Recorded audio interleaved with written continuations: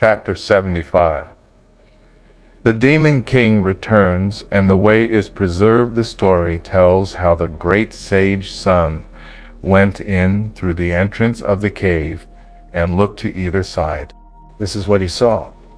Hills of skeletons, forests of bones, human heads and hair trampled into felt, human skin and flesh rotted into mud, sinews twisted round trees, dried and shining like silver. Truly there was a mountain of corpses, a sea of blood, and unbearable stench of corruption. The little devils to the east sliced the living flesh off human victims. The evil demons to the west boiled and fried fresh human meat. Apart from the heroic, handsome Monkey King, no common mortal would have dared go in. He was soon inside the second gates, and when he looked around here, he saw that things were different from outside. It was purity. To the left and right were rare and wonderful plants. All around were tall pines and jade-green bamboo. After another 2 or 3 miles, he reached the third gate, slipped inside for a peep, and saw the 3 old demons sitting on high. They looked thoroughly evil. The one in the middle had teeth like chisels and saws, a round head and a square face. His voice roared like thunder. His eyes flashed like lightning. Upturned nostrils faced the sky. Red eyebrows blazed with fire. Wherever he walked, the animals were terrified. If he sat down, the demons all trembled. He was the king among the beasts, the blue-haired lion monster. The one sitting on his left was like this. Phoenix eyes with golden pupils, yellow tusks and powerful thighs. Silver hair sprouting from a long nose, making his head look like a tail. His brow was rounded and wrinkled, his body massively heavy. His voice as delicate as a beautiful woman's, but his face was as fiendish as an ox-headed demon's. He treasured his tusks and cultivated his person for many years. The ancient yellow-tusked elephant, the one on the right, had golden wings and a leviathan's head, leopard eyes with starry pupils. He shook the north when he headed south, fierce, strong, and brave. When he turned, the soaring quails laughed, but dragons were terrified. When he beat his phoenix wings, the birds all hid their heads, and the beasts all lost their nerve when he spread his talons. He could fly 30,000 miles through the clouds, the mighty rock. Beneath these two were ranged 110 commanders high and low, all in full armor, and looking most imposing and murderous. The sight delighted Brother Monkey, who strode inside quite unafraid, put down his clappers and bell, and called, "Your Majesties." The 3 old demons chuckled and replied, "So you're back, young wind piercer." "Yes," Monkey replied. "When you were patrolling, what did you find out about where Sun the Novice is?" "Your Majesty," Monkey replied, "I don't dare tell you."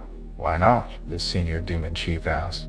"I was walking along, sounding my clappers and ringing my bell, following your Majesty's orders," Monkey said, "when all of a sudden I looked up and saw someone squatting and polishing a pole there. He looked like one of the gods that clear the way. If he'd stood up, he'd have been well over 100 feet tall.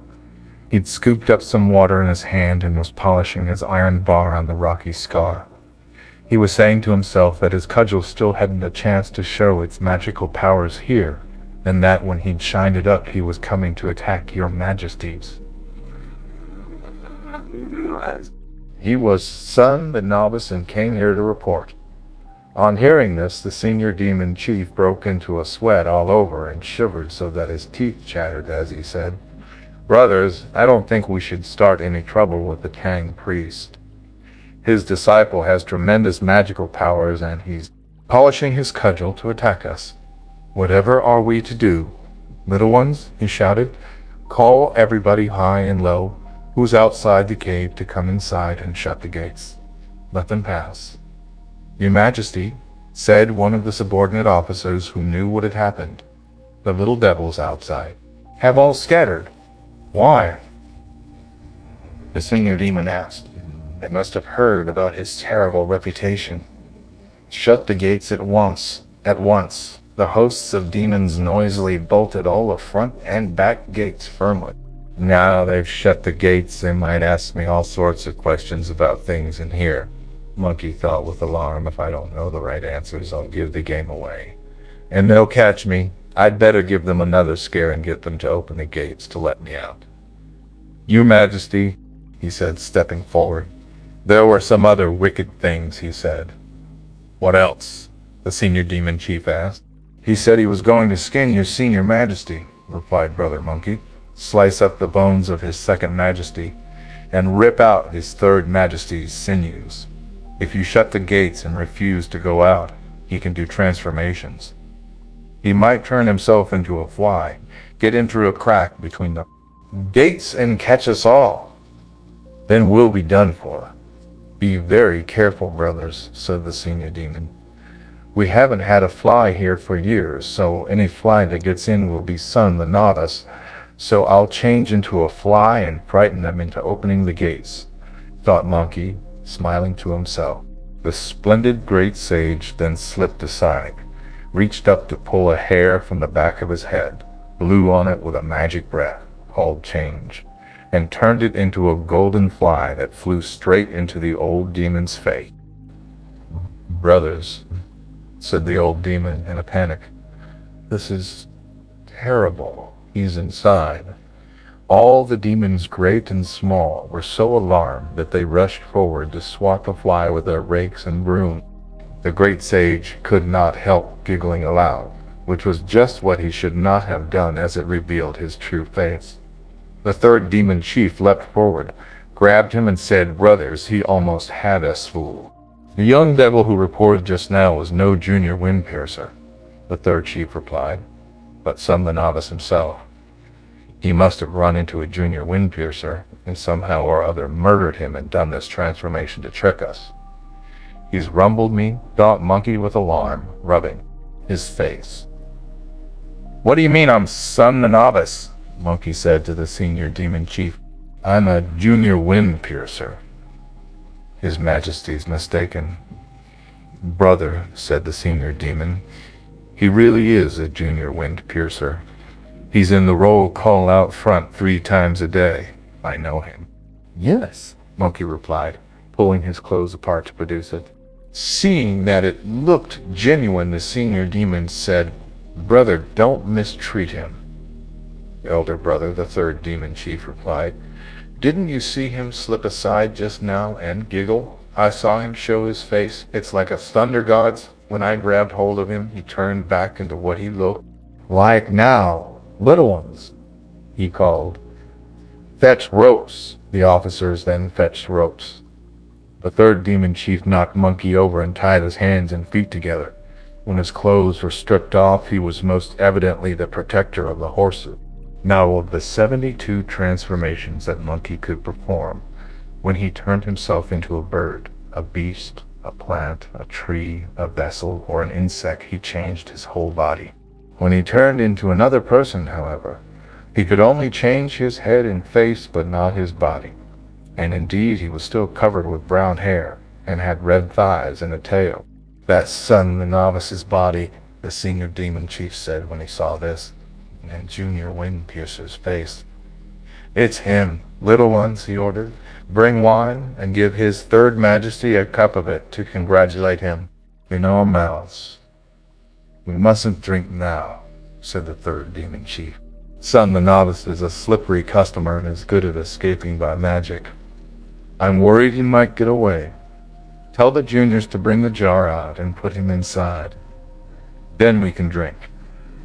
Yes, yes, said the senior demon chief with a smile, who then chose 36 little demons to go inside, open the storerooms, and carry the jar out. Do you know how big the jar was? It was only 2 feet 4 inches high. So why were 36 people needed to carry it? It was because the jar was a treasure of the 2 vital forces, male and female, and contained the 7 precious things, the 8 trigrams, and the 24 periods of the year that 36 carriers were required to match the number of the stars of the Dipper. Before long, the precious jar had been carried out, set down outside the 3rd pair of gates, cleaned up and opened. Monkey was untied, stripped bare, and sucked inside the jar with a hiss by magical vapor that came out of it. The lid was then put back on and sealed on with a label, after which the demons went off to drink, saying, now that he's in our jar, that monkey can forget all about his journey west. The only way he'll be able to pay his respects to the Buddha and fetch the scriptures now will be by pushing the wheel of destiny backwards and being reborn. Watch how all the demons, great and small, go laughing off to celebrate. But of that no more. Once inside the jar, the great sage, who was very cramped, decided to transform himself and squat down in the middle, where he found it very cool. Those evil spirits don't live up to their reputation, he said to himself, laughing aloud. Why ever do they tell people that anyone put in this jar will be turned to puss and blood in a few moments? It's so cool that spending 7 or 8 years here would be no problem. Alas, the great sage did not know about this treasure. Anyone put inside it who said nothing for a year would stay cool for a year. But the moment a voice was heard, fires began to turn. Before Monkey had finished speaking, the whole jar was full of flame. Luckily, he could use the knack of making fire-averting magic with his hands, as he sat in the middle of the jar completely unafraid. When he had endured the flames for an hour, 40 snakes emerged from all around to bite him. Swinging his arms about him, Monkey grabbed hold of all of them, twisted with all his strength, and broke them into 80 pieces.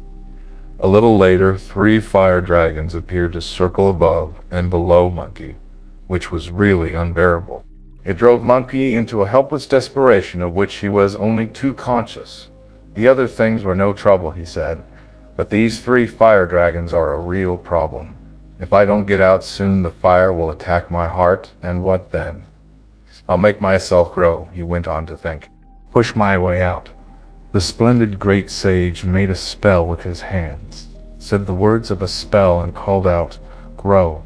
He made himself over 12 feet tall, but as he grew, the jar grew with him, enclosing him tightly. When he made himself smaller, the jar shrank too. This is terrible, Brother Monkey thought with alarm. Terrible. It grows when I grow and shrinks when I get smaller.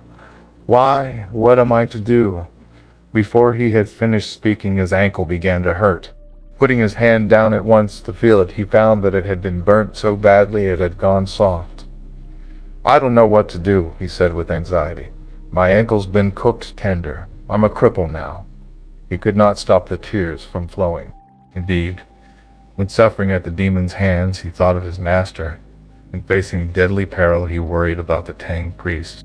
Master, he exclaimed, since I was converted by the Bodhisattva Guanyin and delivered from my heavenly punishment, you and I have toiled over many a mountain. I've beaten and wiped out a lot of monsters, subdued pig and friar sand, and gone through no end of suffering.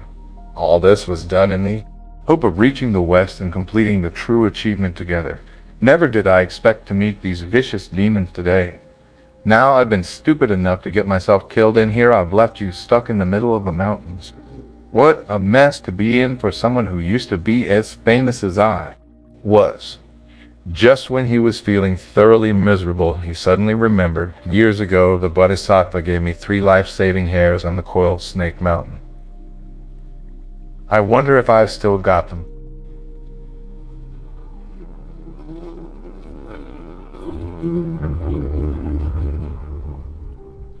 His head, all the other hair on my body is soft except for these 3. They must be my lifesavers. Gritting his teeth against the pain, he pulled the 3 hairs out, blew on them with magic breath, and called, change. One of them turned into a steel drill, one into a steel drill, one into a strip of bamboo, and one into a silken cord. He made the bamboo strip into a bow, to which he fixed the drill. After a noisy spell of drilling at the bottom of the jar, he made a hole through which the light came in. I'm in luck, he said with glee. I'm in luck. Now I can get out. No sooner had he transformed himself ready to escape than the jar became cool again. Why was that? It cooled because the hole he had bored in it let the male and female vital forces escape. The splendid great sage put his hairs back, made himself small by turning into the tiniest of insects, a very delicate creature as thin as a whisker and as long as an eyebrow hair, and slipped out through the hole. Instead of making his escape, Monkey flew straight to the senior demon chief's head and landed on it. The senior demon, who was drinking, slammed his goblet down and asked, "Third brother, has Son the novice been liquefied yet? Is the time up?" The senior demon told his messengers to carry the jar in. When the 36 young devils picked the jar up, they found that it was far lighter. "Your Majesty," they reported with alarm, "the jar is lighter." "Nonsense," the senior demon shouted. "It has the full powers of the male and female vital forces. It couldn't possibly get lighter." One of the junior demons, who liked showing off, picked the jar up and said, "Look, it is lighter, isn't it?" When the senior demon took the lid off to look in, he saw that it was bright inside. "It's empty," he could not help shouting aloud. "It's leaked." And Monkey, sitting on his head, could not help shouting, "Search, my lads. He's escaped. He's escaped. He's escaped." All the monsters shouted, "He's escaped." The order was then given to shut the gate. With that, Monkey shook himself, took back the clothes that had been taken off him, turned back into himself, and leapt out of the cave. "Behave yourselves, evil spirits," he flung back insultingly. "I've bored through the jar, and you can't keep anyone in it anymore. You'll have to take it outside and shit in it." Shouting and yelling with glee, he went straight back on his cloud to where the Tang priest was. Here he found the venerable gentleman making symbolic incense with a pinch of earth and praying to the sky.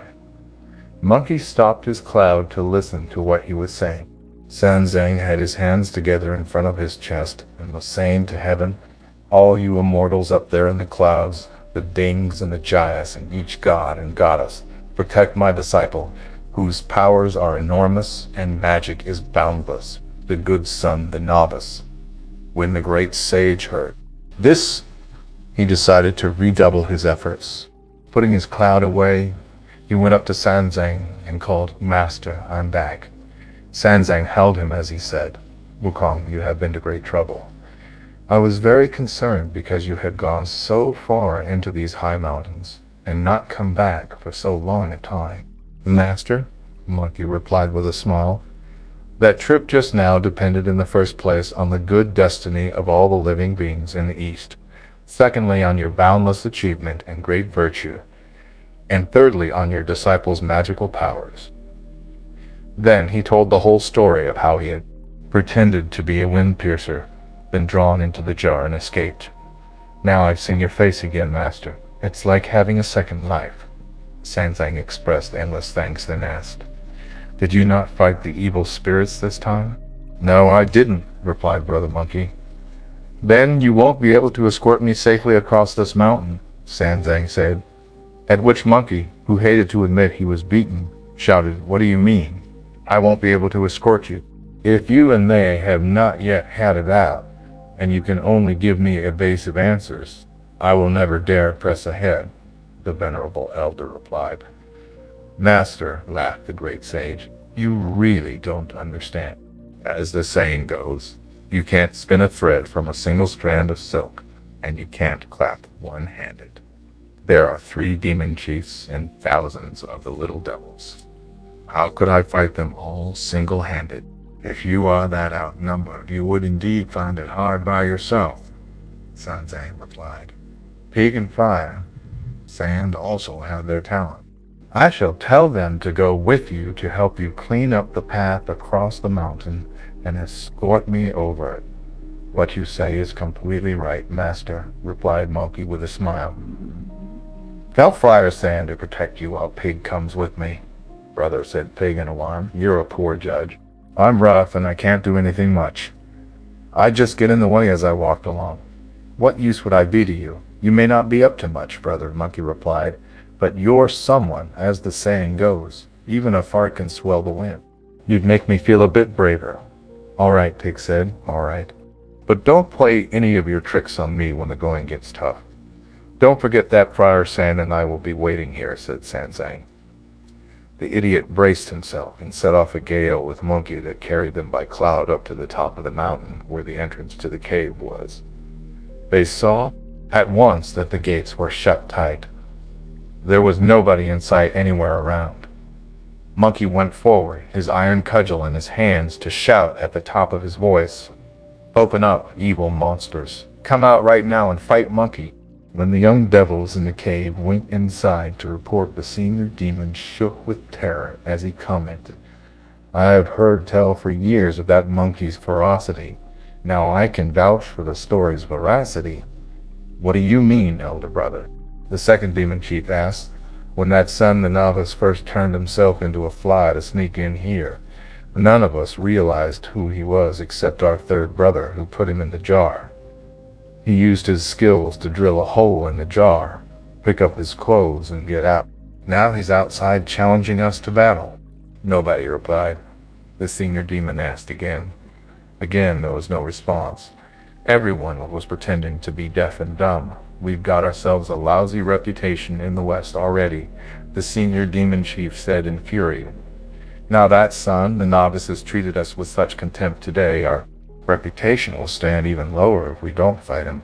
I'm going out there to chance my old life on 3 rounds with him. If I can hold out for those 3 rounds, the Tang priest will still be a meal in our mouths. If I can't, then shut the gates and let them pass. He then kitted himself out in his armor, had the gates open, and went out. As Monkey and Pig watched from beside the gates, they saw that he was a fine monster, on iron brow and brazen head, a precious helmet with tassels dancing brightly in the wind. His eyes both flashed as if with lightning, and ruddy glowed the hair at his temples. Pointed and sharp were his silvery claws, and his saw-like teeth were set close and neat.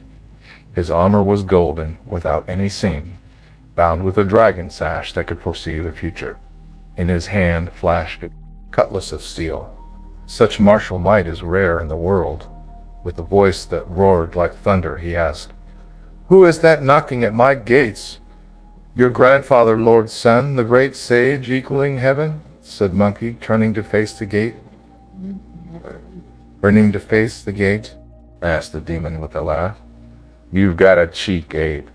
I never gave you any trouble, so why are you here challenging me to battle? No waves come without a wind. Without the tide, the waters are still, Monkey replied. Would I have come looking for you if you hadn't given me trouble? The reason why I'm here to fight is because your gang of foxes and dogs is plotting to eat my master.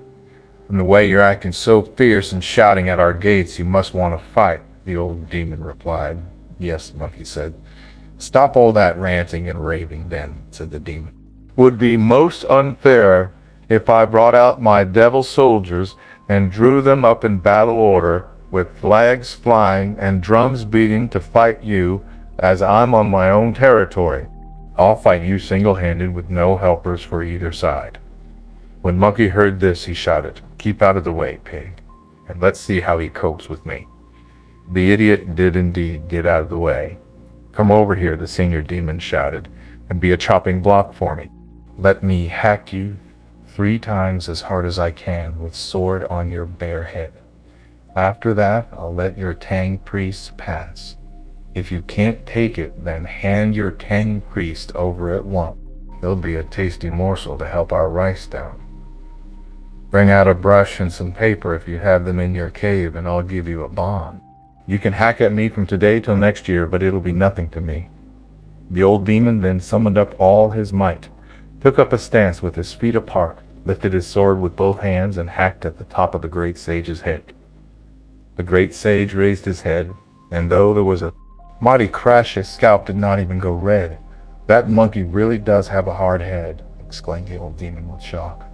You wouldn't know about it, said Monkey with a laugh. I was born with a skull of bronze and iron, like nobody else's in all the world. Hammer and axe will never smash me. I went in Lord Lao Zi's furnace when I was a boy. The Star Lords of the 4 Dippers helped mold me. The 28 constellations all use their skill. I've often been soaked in water, but never come to harm, and all over my body the sinews are knotty. The Tang priest, fearing I would not stand firm, placed a golden band around my head. Cut out that insolence, Ape, the senior demon said, and take these 2 blows from my sword. I'm most certainly not going to spare your life. It's nothing, Monkey replied. Have another cut like that if you like. "You monkey," the old demon said, "you don't know about this sword created in furnaces of metal and fire, 100 times tempered by divine craftsmanship. Its sharp blade follows the 3 strategies, and it is as strong as described in the 6 plans. The point is as fine as a housefly's tail, and supple as the body of a white dragon. Number, heated, and tempered many 100 times over. Deep in the mountains it is kept in the caves. Great is the glory it has won when in battle. If I use it to strike at your monkish pate, I'll cut it into a pair of gourd ladles. Your blind, evil spirit," laughed the great sage, "if you think my head is just gourd ladles. I'll let you hack at me if you're silly enough to want to. Have another go and see what happens." The senior demon raised his sword for another hack, which the great sage moved his head forward to meet. With a loud bang, his head was split into 2, whereupon the great sage rolled on the ground and gave himself a second body. The sight so alarmed the demon that he lowered his sword.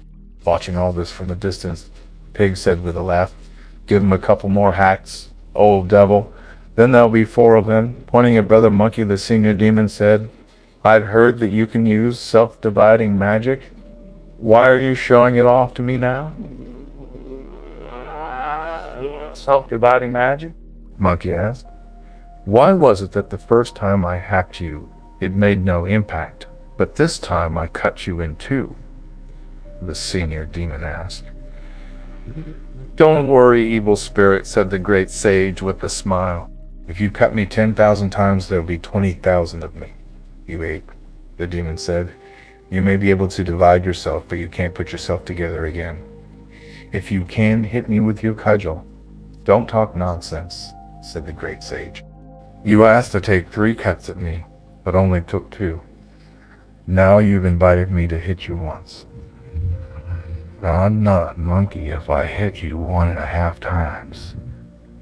"Very well," said the senior demon. The splendid great sage hugged his 2 bodies together, rolled, became 1 body again, and struck with his cudgel at the demon's head. The old demon raised his sword to parry the blow. "Damn ape," he said, "you've got a cheek. How dare you come here attacking me with a mourner's staff like that?" "If you ask about this cudgel of mine," shouted the great sage, "everybody in heaven and earth has heard of it." "What's it famous for?" the senior demon asked. To this Monkey replied, "The cudgel is made of 9 cycled wrought iron tempered by Lord Laozi himself in his furnace. Kingu called it a divine treasure when he obtained it to hold the 8 rivers and 4 oceans in place. In its middle, the constellations are secretly set out, and each end is banded with yellow gold. Ghosts and gods are amazed at its intricate decorations, dragon patterns, and phoenix signs, known as the divine male cudgel. It was inaccessibly deep in the bed of the sea. Its shape can change, and it knows how to fly, sending clouds of many colors drifting through the air. Once it was mine, I took it back to my mountain, where I discovered how its infinite changes. When I want size, it's as thick as a vat, or it can be as thin as an iron wire, huge as a mountain or small as a needle, adapting its length to the wishes of my heart. Lightly I lift it, and colored cloud sprang up, or it flies to the sky and flashes like lightning. The cold air it gives off chills all who feel it, and ominous mists appear in the sky. I have carried it with me to beat dragons and tigers, traveling to all the ends of the earth. Once with this cudgel I made havoc in heaven, and used its great might to wreck the peach banquet. The heavenly kings were unable to beat me, and Neza was hard-pressed to match me in combat. With this cudgel against them, the gods had no safe refuge. 100,000 heavenly troops all scattered and fled. The gods of thunder guarded the hall of miraculous mist. When the cudgel attacked the palace of universal brightness, all of the angels at court were flustered, and the Jade Emperor's ministers were thrown into panic. I raised my cudgel to overturn the palace of the Dipper, then turned back to shake up the South Pole compound. Seeing my dread cudgel at his golden gates, the Jade Emperor invited the Buddha to see me.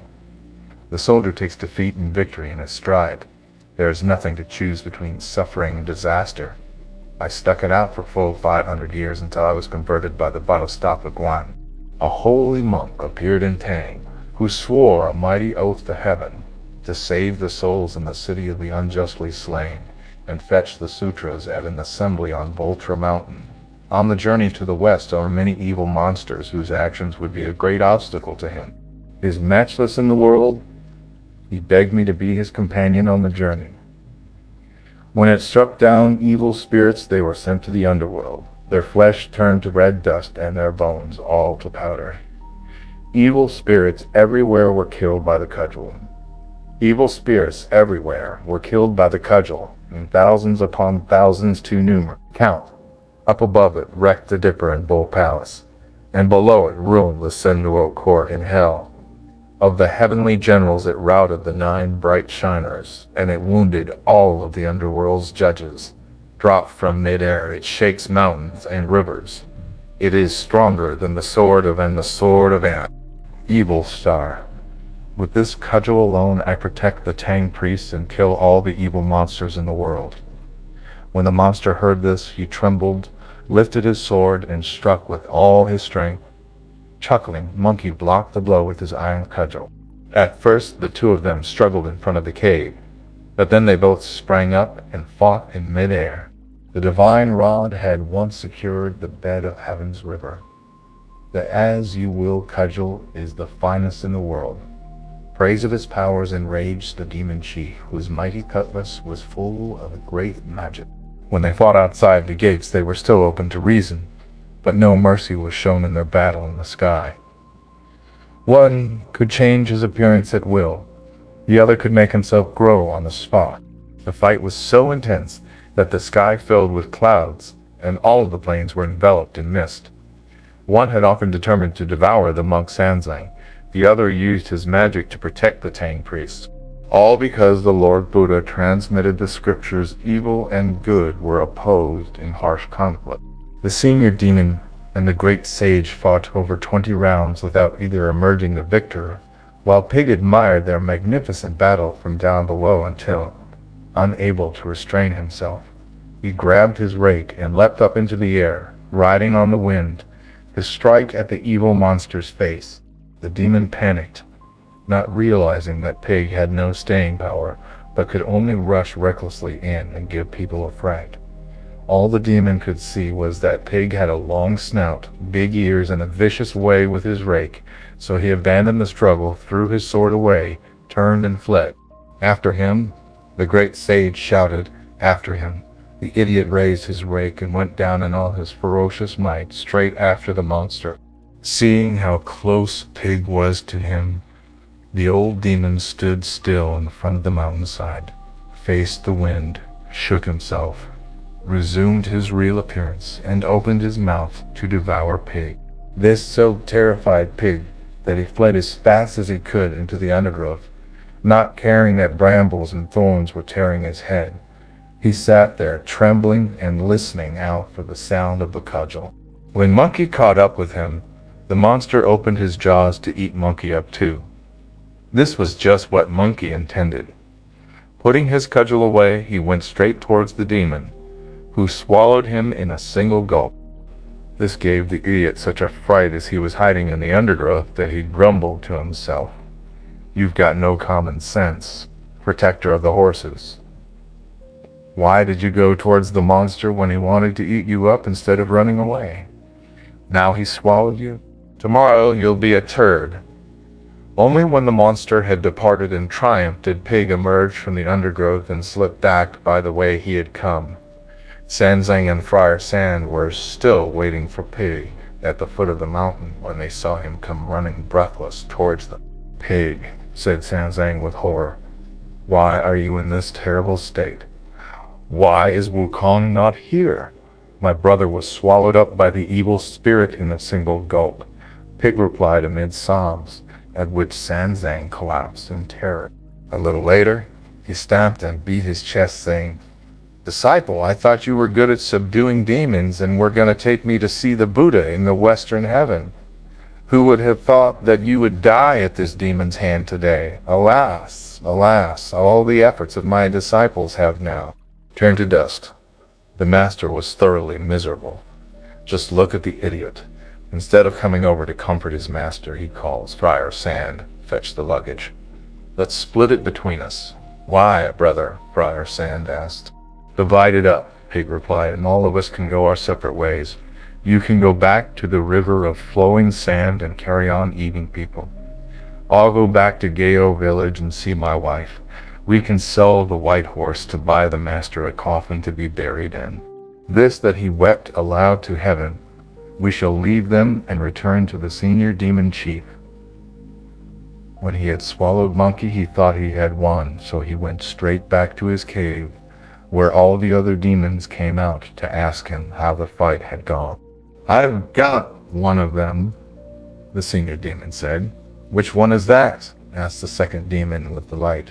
Son the novice, the senior demon replied. Where have you got him? The second demon chief said.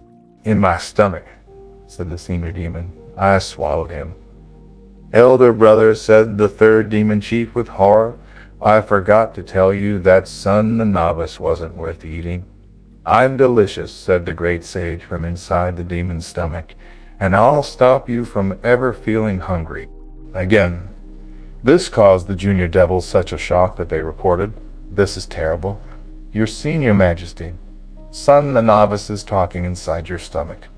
That doesn't frighten me, said the senior demon. If I'm clever enough to catch him, do you think I'm not clever enough to deal with him? Make me some hot, salty water at once. I'll pour it into my stomach, vomit him out, and have him fried at my leisure to eat as a snack with some drinks. The junior devil soon had ready half a bowl of hot, salty water that the old demon drained in one, filling his mouth. He then really did vomit, but the great sage, who had taken root in his stomach, did not even move. The monster then pressed his throat and vomited again till his head was spinning, his eyes in a daze and his gallbladder split, but still Monkey would not be shifted. By now the senior demon was gasping for breath. Son the novice, he called. Won't you come out? Not yet, Monkey replied. I don't want to come out now. Why not? The old demon asked. You really don't understand, evil spirit, said Monkey. Ever since I've been a monk, I've had scant food and clothing. Although it's autumn now and getting cool, I'm still only wearing a thin tunic. But it's warm in your stomach and there are no drafts down here. I think I'll spend the winter here before coming out. When the evil spirits heard this, they all said, Your Majesty, son the novice wants to spend the winter in your stomach. If he wants to spend the winter there, I'll take to meditation and use magic to shift him. The senior demon said, I won't eat anything all winter. The protector of the horses will starve to death. You just don't understand, my boy. The great sage said, I came via Guangzhou and I started escorting the Tang priest, and I've got a folding cooking pan with me that I brought in here to cook myself a mixed grill. I'll take my time enjoying your liver, bowels, stomach, and lungs. There'll be enough to keep me going till spring, brother, said. Second demon chief was shocked that Ape would do it too. Brother, said the third demon, perhaps he can eat up some bits and pieces, but I don't know where is he going to set up his pan. The collarbone is an ideal stand, replied Monkey. This is terrible, said the third demon. If he sets up his pan and lights a fire, won't the smoke get into your nose and make you sneeze? That'll be no problem, said Monkey with a laugh. I'll use my gold-banded cudgel to push a hole through his skull. That'll be a skylight for me and serve as a chimney too. The old demon heard this and was most alarmed, despite saying that he was not afraid. All he could do was to summon up his courage and call, Don't be scared, brothers. Bring me some of that drugged wine. When I down a few goblets of that, the drugs will kill the monkey. At this Monkey smiled to himself and thought, When I made havoc in heaven 500 years ago, I drank Jade Emperor's wine and ate Lord Laozi's elixir, the Queen Mother's peaches, the marrow of phoenix bones and dragon livers. I've eaten everything. What kind of drugged wine could do me any harm? By then the junior devils had strained 2 jugfuls of drugged wine, a goblet of which they handed to the senior demon chief, who took it in his hands. Monkey, who could smell it from inside the demon's belly, called out, "Don't give it to him." The splendid great sage then tipped his head back and turned it into the bell of a trumpet that he placed wide open below the demon's throat. The demon gulped the wine down noisily, and Monkey noisily received it. The demon swallowed the second cupful, and Monkey noisily drank that too. This went on till Monkey had drunk all of the 7 or 8 cupfuls that the demon downed. "That's enough," the demon said, putting the goblet down. "Normally my stomach feels as if it's on fire after a couple of cups of this wine," he said. "But this time my face hasn't even gone red after 7 or 8. Now the great sage was not a heavy drinker, so after taking these 7 or 8 cupfuls, he started to act drunk in the demon's stomach, propping himself up, falling flat on his face, kicking about him, swinging on the demon's liver, doing headstands and somersaults and dancing wildly. This caused the monster such unbearable pain that he collapsed. If you don't know whether he lived or died, listen to the explanation in the next installment.